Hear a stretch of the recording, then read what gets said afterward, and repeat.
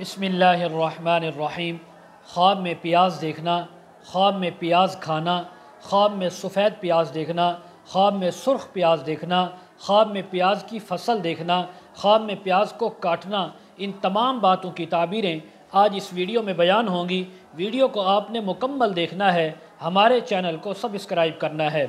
حضرت ابراہیم کرمانی رحمۃ اللہ علیہ فرماتے ہیں، اگر کوئی انسان خواب کے اندر پیاز دیکھے تو یہ مال حرام ملنے کی، گناہ کرنے کی یا بری بات پہنچنے کی تعبیر ہے۔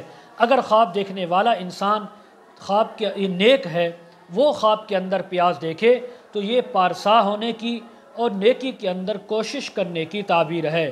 اور اسی طرح اگر کوئی خواب کے اندر دیکھے کہ اس کو پیاز تو ملے اور وہ کھانا بھی چاہتا ہے لیکن کھانے سے اپنے آپ کو روکتا ہے یا روکتی ہے، تو فرمایا اس بات کی تعبیر ہے اللہ تبارک و تعالی اس کو خیر پہنچائیں گے۔ اگر کوئی خواب کے اندر پیاز دیکھے، اس نے کھائے ہیں یا دیکھے ہیں، اگر خواب دیکھنے والا گناہگار ہے، فاسق فاجر ہے، تو یہ مال حرام کو جمع کرنے کی اور اس سے فائدہ اٹھانے کی تعبیر ہے، اور پھر اس مال کی وجہ سے اس انسان کو، مرد ہے یا عورت، ہمیشہ بری باتیں اور غیر اخلاقی باتیں سننے کی یا کرنے کی عادت پڑ جائے گی۔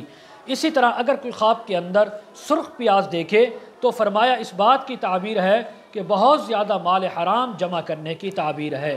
اگر کوئی خواب کے اندر سفید پیاز دیکھے تو یہ مال حرام جمع کرنے کی تعبیر ہے، لیکن تھوڑی مقدار کے اندر۔ اگر کوئی انسان خواب کے اندر پکا ہوا پیاز دیکھے تو فرمایا اس بات کی تعبیر ہے کہ یہ انسان مال حرام تو جمع کرے گا، اس سے فائدہ بھی اٹھائے گا، لیکن آخر کار یہ انسان اس سے توبہ کر کے اس حرام کو چھوڑ دے گا، حلال کی طرف راغب ہو جائے گا، اللہ تعالیٰ کی طرف رجوع کرے گا اور ہمیشہ کے لیے حرام سے توبہ کر لے گا۔ حضرت جعفر صادق رحمہ اللہ تعالیٰ فرماتے ہیں، خواب میں پیاز دیکھنا یا کھانا، فرمایا اس کی 3 تعبیریں ہو سکتی ہیں۔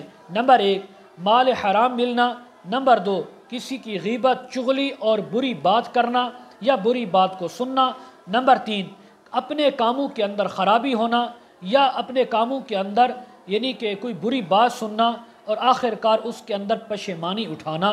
یہ تعبیریں اس کی ہو سکتی ہیں۔